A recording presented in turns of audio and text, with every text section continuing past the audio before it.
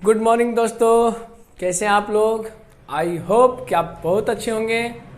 और पिछला वीडियो में मैंने आपके लिए जो लाया था स्फेरिकल मिरर, वो मैंने पढ़ा, उसके टर्म्स पढ़े कि स्फेरिकल मिरर में क्या क्या टर्म्स होते हैं, कैसे रेडियस ड्रा करते हैं, कैसे एक परपेंडिकुलर एक नॉर्मल ड्रा करते हैं, वो भी सीखे हैं। अगर वो बातें याद ना हो कि हम कैसे परपेंडिकुलर ड्रा करते हैं, कैसे नॉर्मल ड्रा करते हैं एक कर्व सरफेस पे, तो मैं उसे थोड़ा सा रिवाइंड करवा देता हूँ बस 1 मिनट के लिए।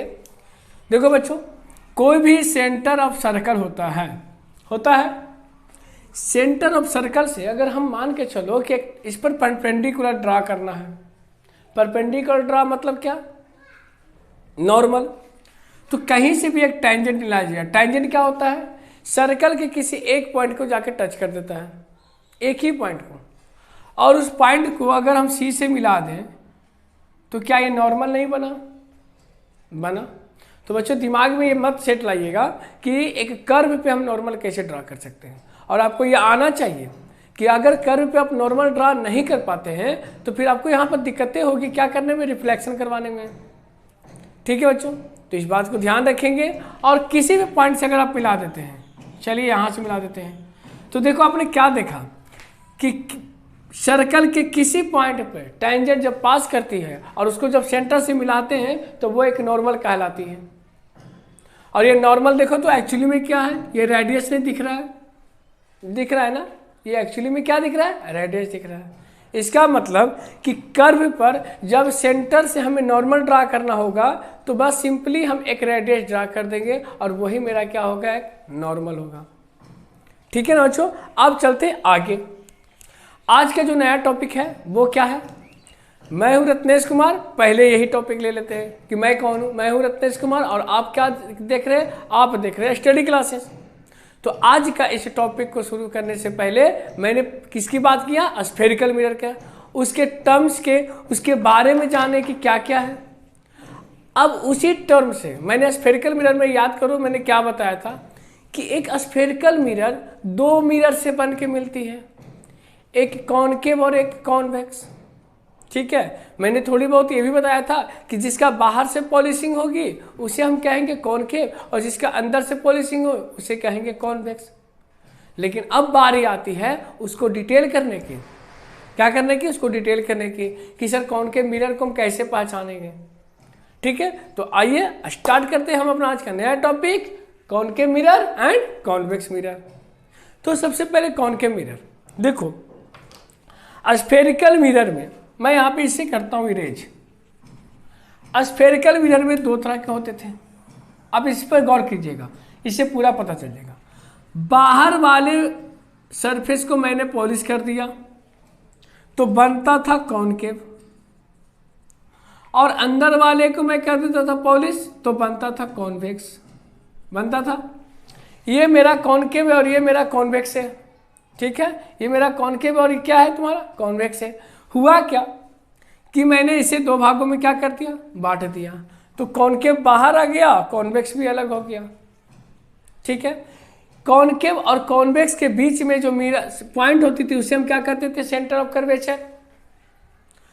इस पॉइंट को जो मिला देते थे पोल से, तो पोल और सी के बीच को हम क्या बोलते थे? Radius of curvature, also known as principal axis. ठीक है, अब ऐसा क्या हुआ सर कि कॉनकेव और कॉन्वेक्स से मिलकर ही बना क्या है? क्या स्फेरिकल मिरर। बाबू अगर कॉन्वेक्स और कॉनकेव ना मिलता तो मिरर बनता ही नहीं, क्योंकि पॉलिशिंग तो करना ही करना है। अगर पॉलिशिंग नहीं करेंगे तो मिरर ही नहीं बनेगा, इमेज ही नहीं बनेगा। सबकी नेसेसरी होती है। मैंने प्लेन मिरर में भी सीखा था कि कहाँ पे बनता है इमेज। स्फेरिकल मिरर के बारे में जाना कि स्फेरिकल मिरर क्या होता है, गिलास और मिरर में डिफरेंस क्या होता है। आज हम वही जानेंगे कि कॉनकेव मिरर क्या है। ठीक है, सोचो कि अगर मैं दोनों को अलग अलग कर दूं तो क्या ये एक रेडियस का रूप लेगा? तो यहाँ से देखो कॉनकेव मिरर ये है, तो देखो रिफ्लेक्टिंग सरफेस कॉनकेव मिरर जिधर सेंटर है उधर ही क्या है? रिफ्लेक्टिंग सरफेस है। इसका मतलब क्या है कि पॉलिशिंग किया गया जो पार्ट है, ठीक है, कॉनकेव मिरर में जो सेंटर होगा वो रिफ्लेक्शन के तरफ ही होगा, रिफ्लेक्टिंग सरफेस के तरफ होगा। उसका सेंटर ऑफ कर्वेचर किधर होगा, तो वो रिफ्लेक्टिंग सरफेस किधर होगा, उसका रिफ्लेक्शन किधर होगा वो भी हम बताएंगे। ठीक है, तो आइए स्टार्ट करते हैं अच्छे से। इसी बात को समझ गए? आई होप कि आपको ये क्लियर हुआ होगा। अगर क्लियर ना हो तो प्लीज मुझे बताएंगे। अब हम चलते हैं, पहले कॉनकेव मिरर का हम डिफिनेशन जानते हैं और ध्यान से देखते हैं। देखो बच्चों, a concave mirror is one at which the reflection takes place at inner surface and whose outer surface is polished. जिसका आउटर सरफेस, कर्व सरफेस क्या हो, देखो कर्व है ना, आउटर सरफेस को कर दो पॉलिशिंग। तो आउटर सरफेस पॉलिशिंग करेंगे तो क्या रिफ्लेक्टिंग कहाँ होगी, आउटर सरफेस पे नहीं, जो वो सरफेस जो पॉलिशिंग ना हुआ है, नहीं हुआ है, उस पार्ट को हम क्या कहेंगे, रिफ्लेक्टिंग सरफेस। तो अब क्या हम इसे कह सकते हैं, इधर वाले एक देखो दो सरफेस है इस पर, एक है लेफ्ट में और एक है राइट में। ये लेफ्ट है और ये क्या है बाबू, राइट है। ये लेफ्ट और राइट में देखो, लेफ्ट को मैंने कर दिया पॉलिशिंग, तो रिफ्लेक्टिंग सरफेस कहाँ होगी, राइट में होगी। रिफ्लेक्टिंग सरफेस कहाँ होगी, राइट में होगी। साथ ही साथ सेंटर ऑफ कर्वेचर भी आपको कहाँ दिख रहा है, कॉनकेव मिरर के राइट में दिख रहा है, सॉरी लेफ्ट में दिख रहा है। ये लेफ्ट हो गया एक्चुअली, सॉरी, ये हो गई लेफ्ट और ये हो गई आपकी right. I am really sorry, मैंने गलत लिखा, लेफ्ट और ये क्या है, राइट। ठीक है, तो देखो राइट वाले पार्ट को मैंने क्या कर दिया, पॉलिशिंग, और लेफ्ट वाले पार्ट को हमने छोड़ दिया रिफ्लेक्शन के लिए। लाइट वही तो स्ट्राइक करेगी, वहीं से रिफ्लेक्ट होगी। तो सेंटर ऑफ कर्वेचर भी आपको दिख रहा है कि जिधर रिफ्लेक्टिंग सरफेस है उधर ही सेंटर ऑफ कर्वेचर है, उधर ही रेडियस ऑफ कर्वेचर है। ठीक है बच्चों, अब इस बात को हम ऐसे जानते हैं। देखो ये हो गई पॉलिशिंग, ये हो गया आपका सेंटर ऑफ कर्वेचर, ये P से लेकर के C के बीच का डिस्टेंस हमने बताया था, प्रिंसिपल एक्सिस और रेडियस ऑफ कर्वेचर। यहाँ तक कोई दिक्कत बिल्कुल भी नहीं होना चाहिए, कोई डॉट नहीं। फिर से पढ़ते हैं, concave mirror, a concave mirror is one at which the reflection takes place at inner surface and the whose outer surface is polished. जिसका आउटर सरफेस क्या हो, पॉलिश किया हो, और बाहर वाला अंदर वाला जो सरफेस हो, कॉनकेव जो गुफा वाला सरफेस उसे क्या कहते हैं, रिफ्लेक्टिंग सरफेस। बस यही है कॉनकेव मिरर का डिफिनेशन, यहाँ तक नो डाउट। अब एक पॉइंट निकल के आता है, इस मिरर को एक नाम दिया गया है। देखिए, concave mirror are also known as convergent mirror. अब सब ये कन्वर्जेंट मिरर क्यों हो गया, तो कन्वर्जेंट बीम पढ़े थे, डाइवर्जेंट बीम पढ़े थे, पैरेलल बीम पढ़े थे। तो कन्वर्जेंट बीम क्या करता था, आती हुई ग्रुप ऑफ रेज को एक पॉइंट पे मिला देता था, एक पार्टिकुलर पॉइंट पे सारे रेज को क्या करता था, पॉइंट करवा देता था, उसे हम क्या कहते थे, कन्वर्जेंट बीम।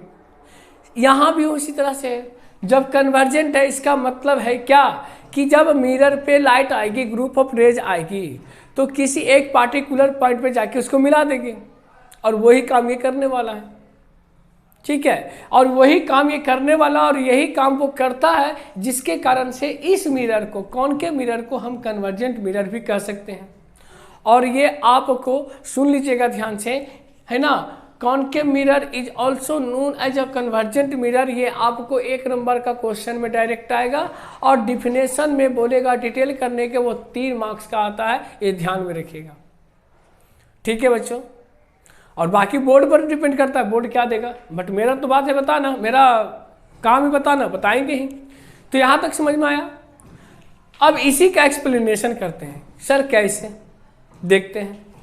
देखिए, ये आपका है एक कॉनकेव मिरर, क्लियर, यहां से देखिए आपको अच्छा से दिखाई देगा।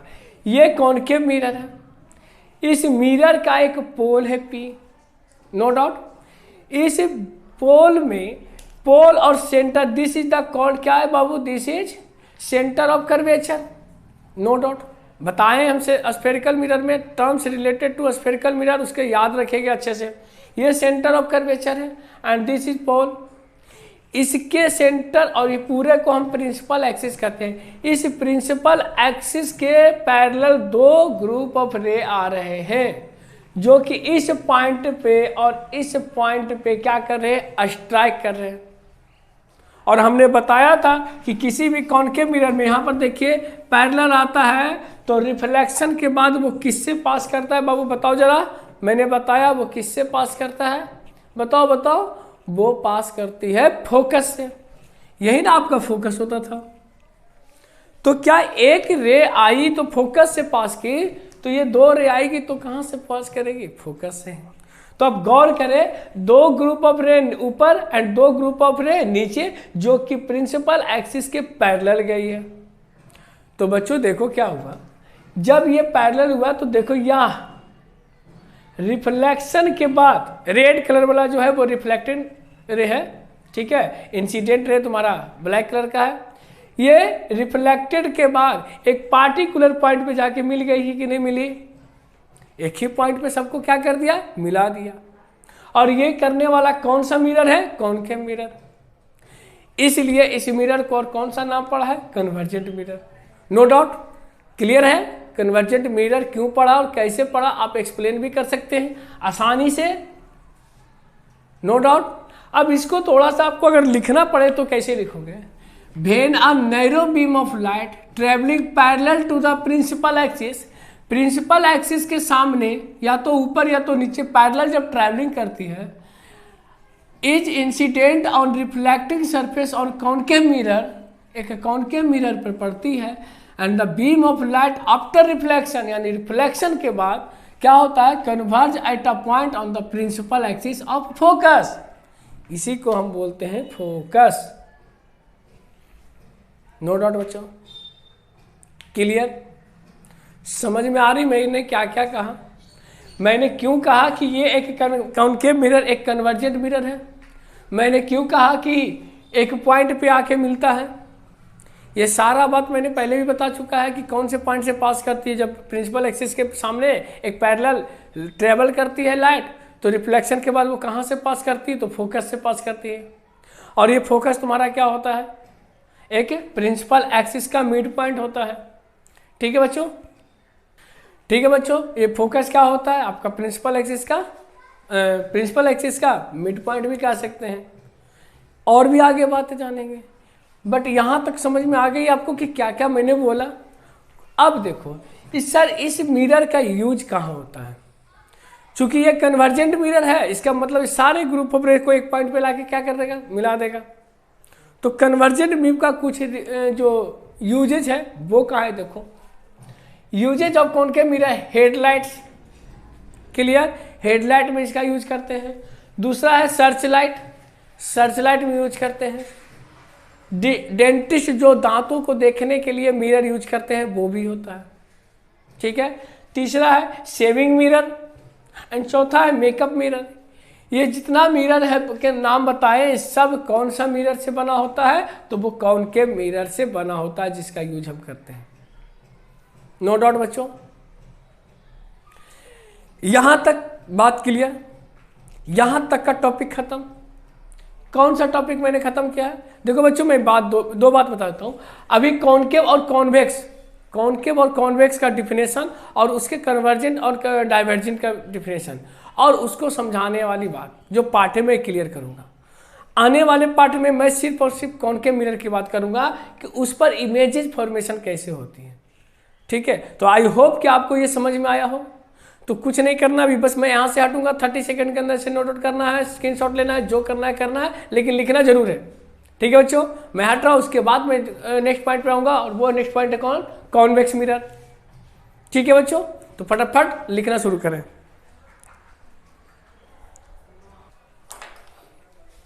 अब आते हैं कॉन्वेक्स मिरर की ओर। कॉनकेव मैंने जाना क्या होती है, कहाँ से पॉलिशिंग होती है, कौन सा सरफेस, रिफ्लेक्टिंग सरफेस कहलाती है। सेंटर ऑफ कर्वेचर किस ओर होता है, उस मिरर के पीछे होता है या मिरर के आगे होता है, ये मैंने जाना। अब हम जानते हैं किसके पर, कॉन्वेक्स मिरर। कॉन्वेक्स मिरर का देख लीजिए फिगर यहाँ पे आपके पास गिवन है। ये फिगर क्या है, अंदर से पॉलिशिंग किया गया है, अंदर से पॉलिशिंग किया गया है। तो तुम ही बताओ बच्चों कि क्या अंदर से पॉलिशिंग होगा तो रिफ्लेक्टिंग सरफेस बाहर से होगा या नहीं होगा, होगा। इसी को हम कहते हैं कॉन्वेक्स मिरर। यहां तक क्लियर है। वहां पर सेंटर ऑफ कर्वेचर जो था वो रिफ्लेक्टिंग सरफेस के ही तरफ था, था ना। अब देखो ये हो गया आपका पॉलिसिंग, ये आपका हो गया centre of curvature. Reflecting surface के उधर ही है ना, बिल्कुल है। लेकिन यहाँ पर देखिए, गौर कीजिए कि यहाँ जो सेंटर ऑफ कर्वेचर है वो रिफ्लेक्टिंग सरफेस की तरफ नहीं बल्कि वो पॉलिसिंग की तरफ है। तो सर फोकस पे लाइट आएगी कैसे या फोकस से लाइट जाएगी कैसे? नो बात, कोई दिक्कत नहीं, आएगी भी और जाएगी भी, दोनों प्रोसेस होगी। पहले तो हम जानते हैं इसका डिफिनेशन, और डिफिनेशन क्या है, सिंपल सी भाषा है बच्चा, आप बस इसको ध्यान से देख लो। कहता क्या है, a convex mirror is one at which reflection takes place from outer surface and whose inner surface is polished is known as convex mirror. No doubt, ये आपका है कॉन्वेक्स मिरर। और ये कॉन्वेक्स मिरर के आपको पता है कि प्रिंसिपल एक्सिस के मिड पॉइंट को हम क्या बोलते हैं, फोकस बोलते हैं। और उस फोकस पर क्या होती है, कॉन्केव में क्या आती थी, सारे लाइट एक जगह आकर के बैठ जाती थी।